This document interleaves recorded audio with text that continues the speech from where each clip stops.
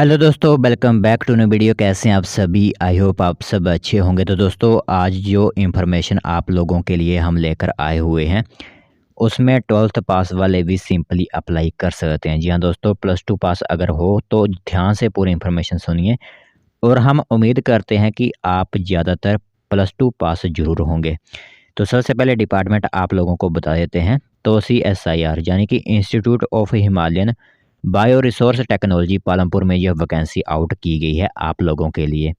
तो इसी के साथ आप लोगों को डिटेल्ड एडवर्टाइजमेंट जो होती है वो बताई जाएगी। डिटेल्ड एडवर्टाइजमेंट में क्या-क्या इंपॉर्टेंट पॉइंट्स होते हैं वो आप लोगों को बताए जाएंगे। एग्जाम्पल के लिए क्या आपकी एज क्राइटेरिया है, कौन सी आपको पोस्ट देखने को मिलेगी, एसेंशियल क्वालिफिकेशन आपकी क्या होनी चाहिए, सैलरी वगैरह क्या है, यहाँ पर जो मोड ऑफ सिलेक्शन होगा वो किस तरह का होगा, आपको क्या-क्या काम जो है वो करने होंगे, एप्लीकेशन फ़ीस कितनी ली जा रही है, अप्लाई किस तरह आप करोगे, ये पूरी डिटेल आप लोगों को दी जाएगी आज वाली वीडियो में। तो ध्यान से इन्फॉर्मेशन सुनिए। +2 पास वालों के लिए बेहतरीन मौका रहेगा। अगर आप एलिजिबल हैं तो ज़रूर अप्लाई कीजिए इस पोस्ट के लिए। तो दोस्तों, यहाँ पर देख सकते हो जो ऑफिशियल नोटिफिकेशन आउट किया गया है डिपार्टमेंट की तरफ से वो आप सभी लोगों की मोबाइल स्क्रीन पर इस टाइम दिख रहा होगा। तो यह एडवर्टाइजमेंट पर आपका है 10/2021, ठीक है। बट ये आप ऐसा मत समझिएगा कि 2021 की यह भर्ती है। सबसे पहले आप लोगों को बता दें तो यहाँ पर जो ऑनलाइन एप्लीकेशन है वो आपकी 20 अक्टूबर 2023 से स्टार्टिंग हो चुकी है और लास्ट डेट जो है वो इस फॉर्म को भरने के लिए रहेगी 30 नवंबर 2023।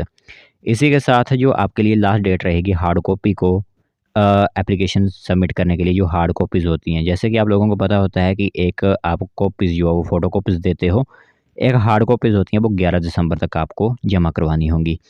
इसी के साथ यहाँ पर आप लोगों के लिए बता दें तो जो लोग नॉर्थ ईस्टर्न रीजन जैसे Andaman and Nicobar, Ireland, Lakshadweep, Lahaul and Spiti district of Himachal Pradesh union territory से आते हैं, उनके लिए लास्ट डेट 18 दिसंबर 2023 रखी गई है, क्योंकि यह लोग जो है हिली एरिया से बिलोंग करते हैं, इसलिए इनको थोड़ा टाइम दे दिया गया है।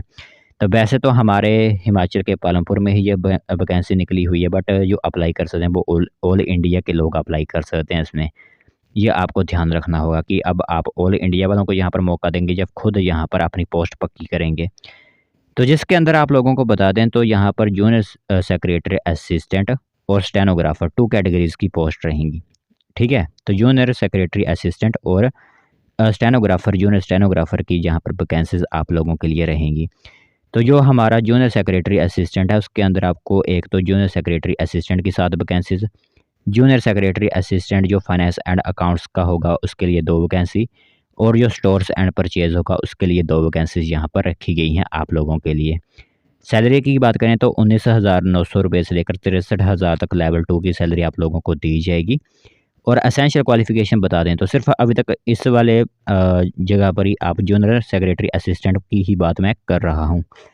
तो एसेंशियल क्वालिफ़िकेशन इसमें +2 या इसके बराबर अगर आपके पास कोई डिग्री वगैरह है, मतलब डिग्री तो क्या होती है +2 में, ये मतलब +2 पास आप होने चाहिए और कंप्यूटर पर आपकी स्किल होनी चाहिए, यानी टाइपिंग स्पीड आपकी 35 वर्ड्स पर मिनट इंग्लिश और 30 वर्ड्स पर मिनट आपकी हिंदी में जो टाइपिंग होती है वो होनी चाहिए। ये एक स्किल जो है आपको परफॉर्म करनी होगी वहाँ पर।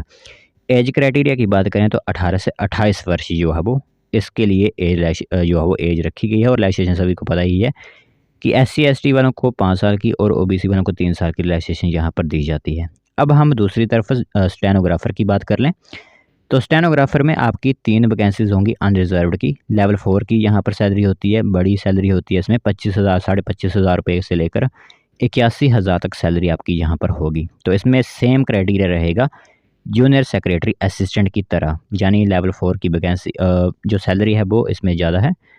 बाकी एसेंशियल क्वालिफ़िकेशन इसमें +2 पास रखी गई है और एज क्राइटेरिया 18 से 27 वर्ष रहेगा आपके लिए। अब आपको थोड़ी-सी एडवर्टाइज़मेंट की कंडीशंस बता देते हैं। सबसे पहले तो आप सिटीज़न ऑफ इंडिया के होने चाहिए, ठीक है? तो मतलब इंडिया से आप निवासी होने चाहिए, कोई बाहर का नहीं होना चाहिए। इसी के साथ यहाँ पर एज बता दें तो जैसे कि आप लोगों को बता ही दिया है एज के बारे में, बाकी रिलैक्सेशन में बता देते हैं कि 5 साल SC/ST को और 3 साल को OBC वगैरह के लिए रिलैक्सेशन जो है वो दी जाती है, ठीक है? तो ये आपके लिए रिलैक्सेशन होती है। बाकी EWS के लिए भी यहाँ पर आप देख सकते हो रिलैक्सेशन होती है, वही दी जाएगी। आगे बात करें यहाँ पर महत्वपूर्ण नोटिफिकेशन जो एडवर्टाइजमेंट में बताई गई है, जो मेन पॉइंट्स होते हैं। अब बात आती है कि इतना काम अगर हम कर लेंगे, उसके बाद मोड ऑफ सिलेक्शन जो होता है वो किस बेसिस पर होगा। तो जैसे कि जो है सेक्रेटरी असिस्टेंट आपकी मेरे हिसाब से क्लास 3 क्लास 2 की वैकेंसीज है, तो इसमें आपकी जो है वो उसमें आपका टेस्ट होगा, ठीक है। तो यहाँ पर जो आपका सिलेबस होगा वो मैं आपको बताता हूँ। सबसे पहले यहाँ पर 2 पेपर होंगे आपके लिए, पेपर 1 होगा और पेपर 2 होगा, जो कि वैसे भी आपकी ज़्यादातर एजेंसीज़ ऐसे ही अब करवा रही हैं। तो सबसे पहले यहाँ पर मोड ऑफ एग्जामिनेशन जो होगा वो OMR बेस्ड या फिर computer based objective type multiple choice, दोनों में से कोई भी हो सकता है, वो अभी क्लियर नहीं किया गया है। मीडियम ऑफ क्वेश्चंस इंग्लिश और हिंदी दोनों मीडियम में होंगे, ठीक है। और यहाँ पर देख सकते except the questions on English language. बाकी अगर बात करें कि किस बेसिस पर आपका एग्ज़ाम होगा, तो वो 12th बेसिस एग्ज़ाम होगा, जो आपने आपने +2 में पढ़ा होगा, ठीक है। जो आपने 12th में पढ़ा होगा उसी बेसिस पर यहाँ पर आपका एग्ज़ाम होगा। फिर टोटल नंबर ऑफ क्वेश्चंस देखें तो 200 क्वेश्चंस आपके होंगे।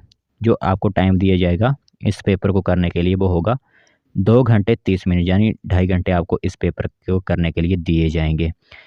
फिर जो पेपर 1 होगा उसमें टाइम अलॉट आपको 90 मिनट होगा, और जो पेपर 2 होगा उसमें 1 घंटे का आपका पेपर होगा। तो इसमें पेपर 1 में मेंटल एबिलिटी टेस्ट जो है वो 100 क्वेश्चंस होंगे। तो मेंटल एबिलिटी टेस्ट मेरे हिसाब से रीजनिंग ही होती है। तो नंबर ऑफ क्वेश्चंस 100 होंगे रीजनिंग के, मैक्सिमम मार्क्स 200 होंगे, और पहले पेपर में कोई भी नेगेटिव मार्किंग आपकी नहीं होगी। तो मेंटल एबिलिटी टेस्ट कौन कौन से होते हैं, जैसे कि जनरल इंटेलिजेंस इसके अंदर आएगा, क्वांटिटेटिव एप्टीट्यूड आएगा, रीजनिंग, प्रॉब्लम सॉल्विंग और सिचुएशनल जजमेंट, ये सभी मेंटल एबिलिटी के अंदर आपके सब्जेक्ट्स होंगे। फिर पेपर 2 होगा जिसमें 1 घंटा आपको दिया जाएगा। इसके अंदर 2 ही सब्जेक्ट आपके जनरल अवेयरनेस और इंग्लिश लैंग्वेज के होंगे, जिसमें नंबर ऑफ क्वेश्चंस आपके 50-50 होंगे, यानी आपका एक जो क्वेश्चन होगा वो होगा 3 नंबर का। तो 150 नंबर आपके जनरल अवेयरनेस में, और 150 जो आपके मार्क्स हैं वो होंगे आपके इंग्लिश लैंग्वेज में। और नेगेटिव मार्किंग यहाँ पर होगी 1 negative mark for every wrong answer, मतलब एक क्वेश्चन गलत करोगे तो 1 मार्क्स आपका वहाँ पर काट लिया जाएगा। फिर यहाँ पर टाइप स्क्रिप्ट्स की बात करें, जो टाइप राइटिंग आप स्किल करोगे वहाँ पर, तो उसमें भी 10 मिनट्स आप लोगों को दिए जाएंगे। और यहाँ पर आप देख सकते हो जब भी गलती वगैरह जो होती है 5% mistakes of total words are ignored, इस हिसाब से आपकी यहाँ पर बनेगी। फॉर्मूले जो भी होते हैं वो आप खुद देख सकते हो, यहाँ पर ये आपके लिए क्राइटेरिया रहेगा। इस तरह ये वो आपकी यहाँ पर टाइपिंग होगी, और टाइपिंग एरर्स वगैरह जो भी हैं वो इस तरह के आपसे लिए जाएंगे, ठीक है। तो ये टाइपिंग की बात आ गई। फिर जूनियर स्टेनोग्राफ़र की बात करें, पहले जूनियर सेक्रेटरी असिस्टेंट की बात थी, अब जूनियर स्टेनोग्राफ़र की बात करें, तो इसमें mode of examination OMR based ही होगा, सेम ही क्राइटेरिया होगा, सेम जो मैंने आपको बताया सेम ही क्राइटेरिया होगा। इसमें सिर्फ जो है वो आपको ओनली 1 पेपर ही देना होगा। उसमें 2 पेपर थे आपके जूनियर सेक्रेटरी असिस्टेंट में, और स्टेनोग्राफ़र में आपका सिर्फ 1 ही पेपर होगा, जिसके अंदर जनरल इंटेलिजेंस, जनरल अवेयरनेस और इंग्लिश लैंग्वेज के क्वेश्चंस आएंगे। तो नंबर ऑफ़ क्वेश्चंस की बात करें तो यहाँ पर वेटेज जो है वो इंग्लिश लैंग्वेज की ज़्यादा होगी, यानी 100 मार्क्स की जो है वो यहाँ पर 100 क्वेश्चंस होंगे, बाकी के दोनों के 50-50 होंगे, और 0.25 मार्क्स आपकी नेगेटिव मार्किंग होगी, यानी 4 क्वेश्चन गलत करोगे तो 1 नंबर आपका यहाँ पर कट जाएगा। और जो टेस्ट होगा स्टेनोग्राफी में वो 10 मिनट्स इंग्लिश और हिंदी में जो भी होंगे वो दिए जाएंगे। इंग्लिश में टाइम ड्यूरेशन जो 50 मिनट्स होंगे, टाइम ड्यूरेशन जो है वो 70 मिनट्स जो आपके दूसरे कैंडिडेट्स होते हैं, ठीक है। तो ये आपके लिए इन्फॉर्मेशन है, यहाँ पर आप देख सकते हो इस तरह की आपके लिए इन्फॉर्मेशन है। बाकी एप्लीकेशन फ़ीस की बात करें तो 100 रुपीज़ एप्लीकेशन फ़ीस होगी general EWS OBC ex serviceman के लिए। बाकी SC ST PWD कैंडिडेट्स के लिए कोई भी एप्लीकेशन फ़ीस जो है वो आपको लोगों को नहीं देनी होगी, और जो फ़ीस है वो ऑनलाइन ही आपको कंडक्ट करवानी होगी। अब बात करते हैं कि आप जो फॉर्म है वो अप्लाई किस तरह करोगे। तो मैं आपको डायरेक्ट लेकर चलता हूँ साइट पर, जिसके लिंक मैंने डिस्क्रिप्शन में दी होगी। उस साइट पर जैसे आप क्लिक करोगे डायरेक्ट आप इस फॉर्म को भरने की साइट पर पहुँच जाओगे। तो वहाँ से आप इन्फॉर्मेशन ले सकते हो कि किस तरह जो है वो आप फॉर्म भर सकते हो, ठीक है। तो मैं आपको डायरेक्ट लेकर चलता हूँ उस वेबसाइट पर जहाँ से आप फॉर्म यह अप्लाई करोगे। तो दोस्तों इस टाइम हम ऑफिशियल वेबसाइट पर आ चुके हैं, जहाँ से आप फॉर्म अप्लाई करोगे, ठीक है। तो कैसे अप्लाई करना है, यहाँ पर आप सभी के सामने इन्फॉर्मेशन है। जो लोग जूनियर स्टेनोग्राफर के लिए अप्लाई करना चाहते हैं वहाँ से कर सकते हैं, और जो लोग यहाँ पर सेक्रेटरी असिस्टेंट के लिए अप्लाई करना चाहते हैं अप्लाई कर सकते हैं। सिंपली आपको क्या करना होगा कि यहाँ पर लिखा गया अप्लाई फॉर दिस जॉब, जैसे ही यहाँ पर क्लिक करोगे सेम ही क्राइटेरिया रहेगा असिस्टेंट के लिए भी।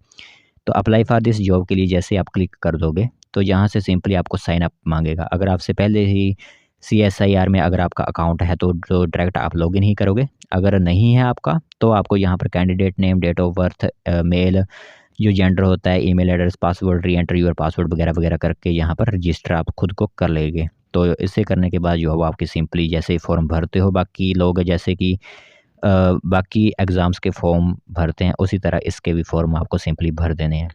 तो पूरी डिटेल आई होप आप लोगों को पता चल गई होगी। जितनी भी इन्फॉर्मेशन होती है एक एडवर्टाइजमेंट की, पूरी आप लोगों को क्लियर कर दी गई है। अब जो लोग अप्लाई करना चाहते हैं वो अप्लाई कर सकते हैं। बस यही एक कंडीशन है कि ऑल इंडिया लेवल पोस्ट है, तो इसमें सिर्फ हिमाचल वाले ही अप्लाई करेंगे या ऑल इंडिया। अब यहाँ पर ज़्यादातर ऑल इंडिया वालों को पता ही नहीं होगा, क्योंकि इस तरह की पोस्ट जो है बाहर काफ़ी जो है कम ही जाती हैं।